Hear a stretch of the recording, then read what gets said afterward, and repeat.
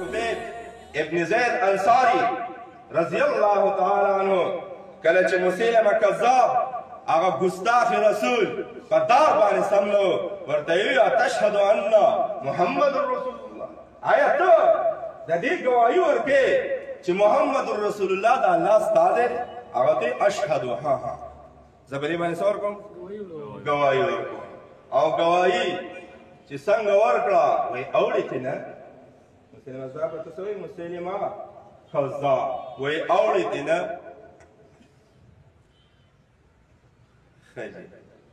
ما ته څوک وایي اورې نه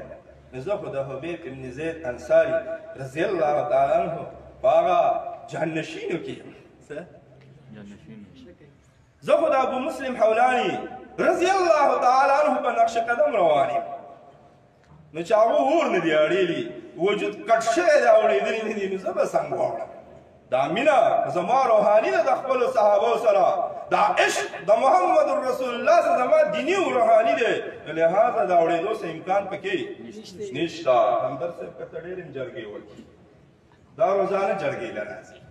د ده جرګه همیشه پلاپ کېږي د ده جرګه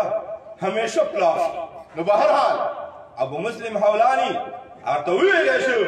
ته اورې نه د دې خپلې خبرې نه او نه نه نه نه نه نو اول یې تې چاچۍ کټ کړې لاسونه یې تې کټ کړه وایي نه اورې تې بیا یې تې دا مټې کټ کړې بیا وایي نه اورې تې دا لاندې خپې تې کټ کړې وایي نه اورې تې وایي نه اورم تې نو بیا یې تې دا خپې ټولې کټ کړې اندام یې وله کټ کټ کړه خو د حبیب ابن زید انصاري د هغه وجود نه صرف یو صدا چتېده یو پیغام رسېدو امت مسلمه ته علماء دیوبند ته یو میسج ورکړی کېدو د وجود په دې ټوکړې ټوکړې کېږي اوس دا پیغام به برحق وي چې اشهد ان محمد رسول الله صلی الله علیه وسلم همدرد صاحب نه بیا مه راځه هسې راځه په جرګو نه مه راځه الله دې تعالی جزای خیر درکړي څه ښه سوچ به دي بد به دي نه خو زما لپاره معیار او سټنډرډ صحابه دي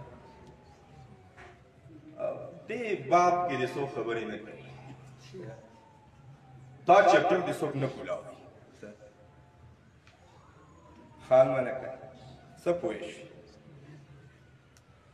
نو صحابو کومه مینه وکړه تبعي مینه وکړه مټې ملکه او مو تا ته پیغام درکړ چې اول جانان دې بېځان دی اول جانان دې بېځان دی دغه شان یو بل تابعي دی ابو مسلم حولاني رضی الله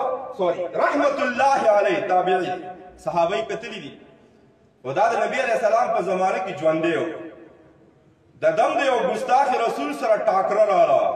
او د هغې نوم و اسد عنسي د هغه ګستاخ رسول سره چې ټکراو راغی